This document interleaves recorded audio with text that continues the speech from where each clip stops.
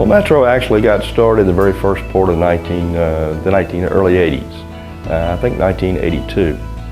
And it was because my partner and I needed helicopter transportation to get to job sites. We were both fixed-wing pilots who were borrowing airplanes to go to a job site and then trying to beg, borrow, steal a car to get there to the job site. And so we invested in a helicopter, and it started a big commotion in Baton Rouge because nobody had helicopters. And we started our first venture in the aeromedical business with the hospital and the TV station across the street.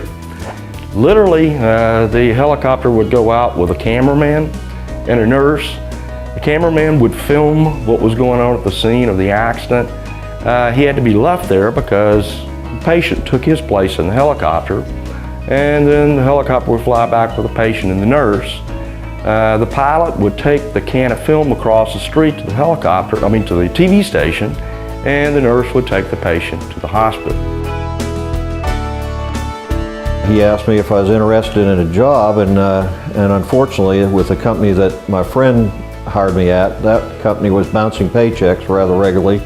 And my first question to him was, are the paychecks bouncing at Metro Aviation? He said, well, not yet. I said, well, that sounds pretty good to me right now. And Mike came back about a week or two later and he said, as much notice as I can give it, today might be the day that we're going out of business.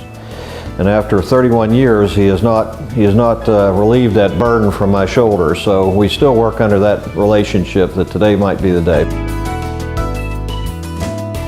Mike's ability to have a vision multiplied by Milton's ability to implement that vision and produce results is really probably the key to our success and continued success as an organization.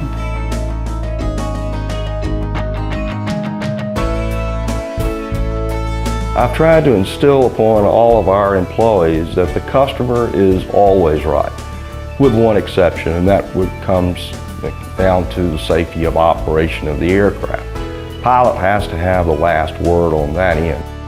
Always putting the customer first, always knowing what their needs are, staying true to that, and not just making that lip service is one of the things I'm most proud of what my father's accomplished and what we as a company have accomplished.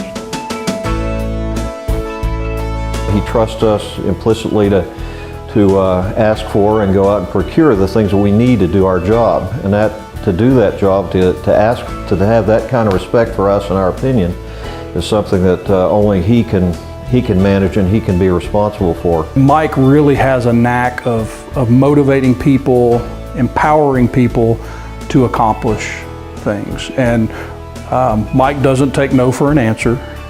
He's a very, very driven individual. He describes it as kind of oil and vinegar. By themselves, they're pretty bad to taste, but if you shake them up real good and mix them up real good, it comes out to be a pretty good thing to taste.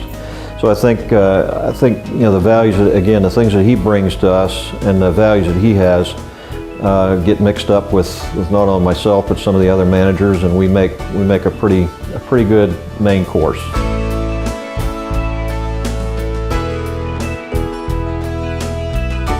As long as I've been alive, again, he has made a very concerted effort to make sure both of his children, me and my sister, knew how important it is to always give back.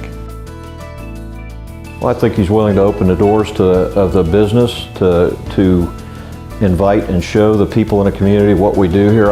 It's about every other week we have some group coming through to show them what we do here at Metro Aviation, and that comes through a pride that he has in the company and that we have in the company. Junior Achievement does a marvelous job of trying to pick young people that want to go out and learn, and then take those young people into a business and make that business try to explain what they're doing, help those young people understand what it does and what you have to do to be successful.